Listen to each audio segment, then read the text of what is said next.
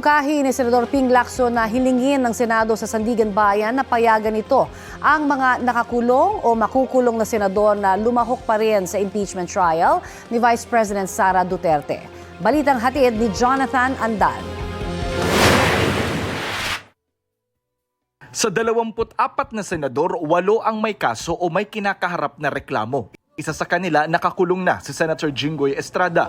Sabi ni Ombudsman Jesus Crispin Remulla, 9 hanggang 10 senador ang iniimbestigahan nila sa plunder at iba pang paglabag sa batas. Sabi ni Senator Ping Lacson, kung mangyari man na umabot sa 9 na senador ang makulong at masuspinde, may posibilidad na hindi na matutuloy ang impeachment trial ni Vice President Sara Duterte. Alinsunod sa konstitusyon, 16 o 2/3 ng lahat ng miyembro ng Senado ang kailangang boto para makonvict ang isang impeachable officer.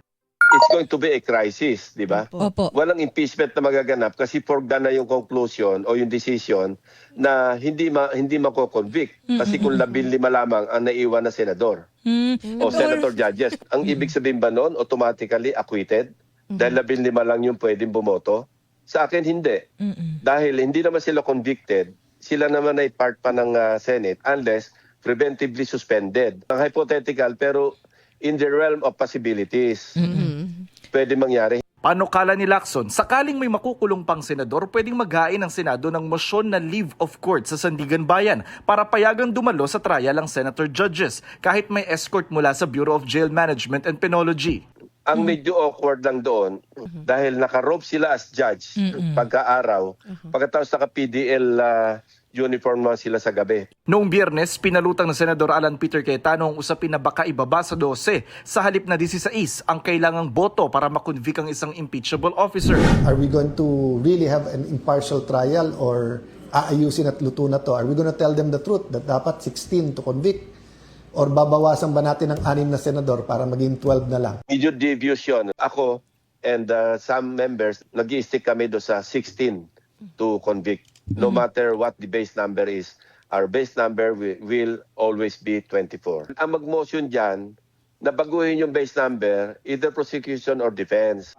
Sabi ni House Prosecutor Congressman Terry Ridon, 16 votes pa rin ang pinaghahandaan nilang makuha sa impeachment trial.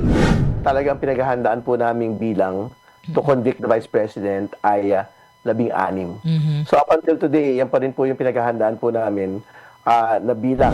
Sinusubukan pa namin kunin ang panig ng defense team ng bise. Sabi ng prosekusyon, ang kukontrahin nila ay kung iuurong ang petsa ng paglilitis para lang hintayin sakaling masuspinde ang ilang senador na maisasalang sa paglilitis ng Sandigan Bayan.